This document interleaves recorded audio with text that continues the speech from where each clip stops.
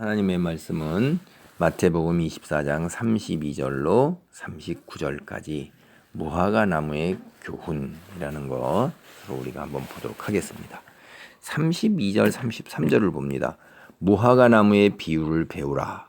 그 가지가 연하여지고 잎사귀를 내면 여름이 가까운 줄을 아나니 이와 같이 너희도 이 모든 일을 보거든 인자가 또는 때가 가까이 곧 문 앞에 이른 줄 알라. 여기서 32절에 보면 비유라는 말이 금방 나오지요. 무화과 나무라는 것은 이쪽 지방 사람에게 굉장히 익숙한 거예요. 그러니까 비유를 하는 것은 영적인 진리를 갖다가 물질 세계에 사는 육체에만 눈이 떼어지는, 우리는 육체를 손으로 보고 듣고 만지고 이렇게 할 수가 있어요. 그리고 때로 다른 우리의 먹거리가 되는 건 먹고 냄새도 맡고 이렇게 하죠. 그렇게 해서 알 수 있는 건데 영적인 것은 손으로 만질 수도 없고 눈으로 볼 수도 없어요. 냄새도 없어요.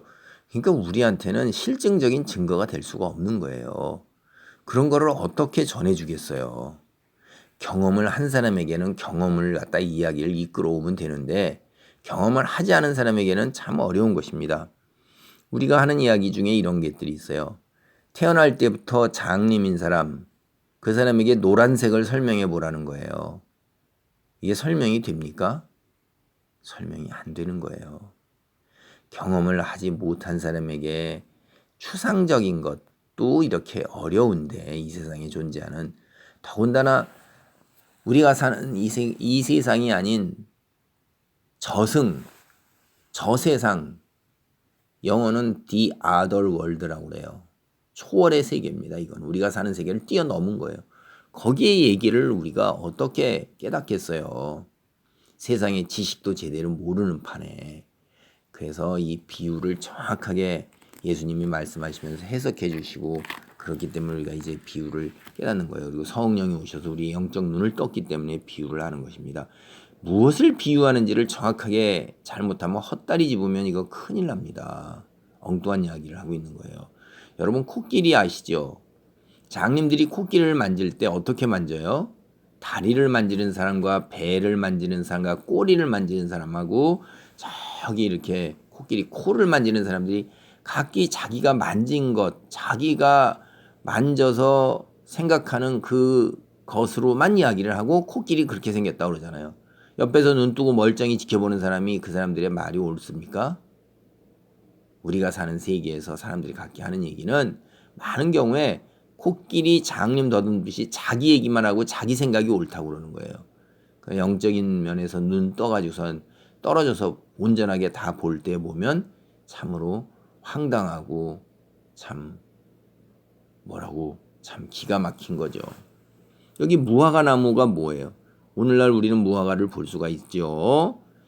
여기 보면 가지가 연하여지고 잎사귀를 내면 여름이 가까운 줄을 아나니, 그 나뭇가지에서 실록이 나와가지고선 그 잎사귀가 이제 완전히 다 뒤덮으면 우린 뭐냐면 여름이 가까운 걸 알죠. 계절을 우리는 안다 이 말이에요. 계절을, 무화과 나무를 보고서 계절을 아는 거예요. 달력이 없었지 않습니까? 그럼 무엇으로 알겠어요? 이 학자들이나 임금 옆에서 모시던 사람들은 천체의 움직임, 점성, 그거를 보고 아는 거예요. 달, 별, 이런 특정한 별들의 움직임이 계절 그대로 오지 않습니까? 이 북쪽에서도 봄, 여름, 가을, 겨울에 별자리가 달라지잖아요.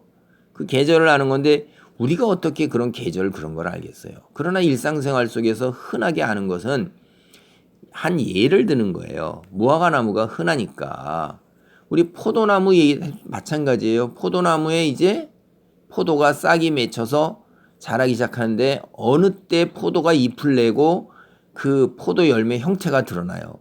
그러다 그것이 이제 온전한 열매를 맺고 완전히 익을 때가 되면 이게 어느 때 그렇게 되는지 포도나무 농사를 진 사람들, 이걸 옆에서 겪는 사람들은 아주 쉽게 하는 거예요. 무화과 나무 당연한 얘기 아닙니까, 여러분?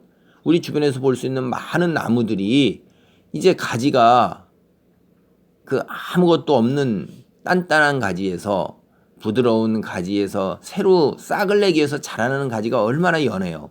나무를 보면 그 끝에 가지들이 나오잖아요. 계속. 그럼 그거는 굉장히 연해요. 손으로 이렇게 하면 뚝뚝 꺾어져요. 그냥 저절로. 그러나 이것이 몇 년 지난 거는 손으로 꺾기가 힘들 정도로 단단해지죠.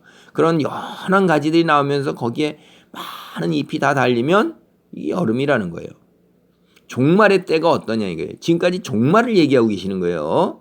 예수님이 종말을 갖다가 지금 계속해서 여러 가지 얘기를 종말의 징조를 계속 얘기를 했고 그러면서 너희가 이런 징조를 보면 이제 종말이 이른 줄을 알라는 거예요. 종말의 징조를 보면 종말이 33절 인자가 가까이 곧 문 앞에 무슨 문이에요? 심판의 문. 이 문이라는 것은 천국에 들어가느냐 지옥에 들어가느냐는 그 마지막 문 앞에 이제 인자가 서 계시고 우리가 다 서야 된다는 걸 아는 거예요. 34절 내가 진실로 너에게 말하노니 이 세대가 지나가기 전에 이 일이 다 일어나리라. 살아있는 사람들 한 세대가 지나가기 전에 종말의 때가 다 일어나리라 라고 이렇게 예수님이 오셔서 종말의 시작이 이루어졌거든요. 그래서 예수님도 그렇게 그때가 다 일어날 줄로 이제 아셨는지도 모르겠고요. 이건 해석이 쉽지가 않습니다. 35절 천지는 없어질전정 내 말은 없어지지 아니하리라. 하나님께서 하신 말씀은 1.1핵도 틀림이 없고 없어지지가 않습니다. 그래서 성경의 처음 시작이 태초에 하나님이 천지를 만드시니라 창조하시니라. 그게 1장 1절 그렇게 시작됐죠. 천지를 다시 재창조하는 게 뭐예요? 요한계시록이에요. 그래서 창조, 재창조 이게 성경의 앞 1권과 마지막 22권이에요. 거기에 뭐라고 돼 있어요? 22장 요한계시록 12절 보면 보라 내가 속히 오리니 내가 줄 상이 내게 있어 각 사람에게 그가 행한 대로 갚아 주리라. 오신다는 거예요. 다시 여기에. 그 다음에 여기 보시면 그 18절 19절 보면 내가 이 두루마리의 예언의 말씀을 듣는 모든 사람에게 증언하니 만일 누구든지 이것들 외에 더하면 하나님이 이 두루마리의 기록된 재앙들을 그에게 더하실 것이요 만일 누구든지 이 두루마리의 예언의 말씀에서 제하여 버리면 하나님이 이 두루마리에 기록된 생명나무와 및 거룩한 성의 참여함을 제하여 버리시리라. 하나님의 말씀은 굉장히 기운 거고 1.1핵도 틀림이 없이 그대로 이루어지는 거예요. 손을 대지 못하는 거예요. 36절 그러나 그 날과 그때는 아무도 모르나니 하늘의 천사들도 아들도 모르고 오직 아버지만 아시느니라. 이 성경 말씀만 제대로만 붙들고 있어도 우리가 종말의 때를 자기가 계산해서 자기가 어느 때라고 하고선 외치는 거짓 그리스도와 거짓 선지자들에게 모여가지고선 그들의 미혹을 받지 않잖아요. 동서양에 이런 사람 참 많아요. 여러분 그날과 그때는 지금 예수님도 모른다고 그랬어요. 예수님이 모른다는 그 표적 중에 하나가 뭐냐면 34절 이 세대가 지나가기 전에 이 일이 다 일어나리라. 종말이 이루어져서 마지막 심판이 있는 줄 알았어요. 초대교회에서는 예수님이 자기들이 살아있는 동안에 올 줄 알았어요. 이 성경이 예수님이 그렇게 말씀을 하셨잖아요. 그런데 오시지 않고 나서야 성경을 기록하기 시작하고 60년, 70년, 80년대에 예수님 오신 이후에 성경이 기록되기 시작했고 그로부터 우리가 지금 2000년이 넘게 세월이 흘러왔습니다. 하나님의 편에서 보면 하루가 1000년이요 1000년이 하루인 것입니다. 하루에 하루. 시간의 개념이 우리가 다르기 때문에 우리 인간들은 이 속에서 2000년이라는 시간이 흘러갔지만 하나님은 우리 모든 이들이 구원을 받기 위해 복음이 땅끝까지 전파되기까지 기다리고 계시는 거예요. 그런데 언제 인간의 시간으로 그날과 때를 하나님 아버지만 하는 거예요. 넘어가지 마세요.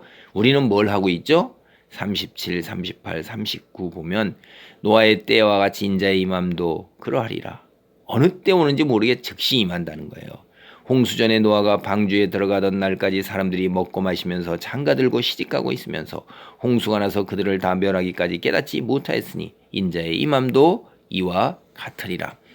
우리 인간들은요 무화과나무의 비유를 배우고 늘 깨어 하나님을 기다려야 되는데 그러지 못하고 세상에 푹 파묻혀 가지고선 일상적으로 일상적인 일 속에서 자기들의 쾌락을 위해서 장가 들고 시집 갈고 먹고 마시고 이런 일에 몰두해 있는 거예요.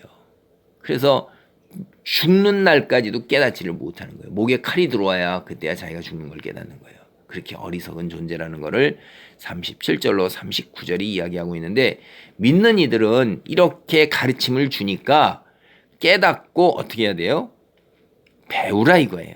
배우라 이거예요. 징조를 보고 이제 뭐예요? 종말이 가까운 걸 알고 우리는 대비를 해야 되는 것입니다. 그러기 위해서 예수님께서 무화과 나무의 비유를 배우라고 우리에게 말씀하시는 것입니다. 종말의 때가 가까운 것을 깨달으면서 하늘나라를 향해 영원한 시간에 잇대어 사는 삶을 더 사모하는 귀한 믿음의 소유자가 되기를 바랍니다. 아멘.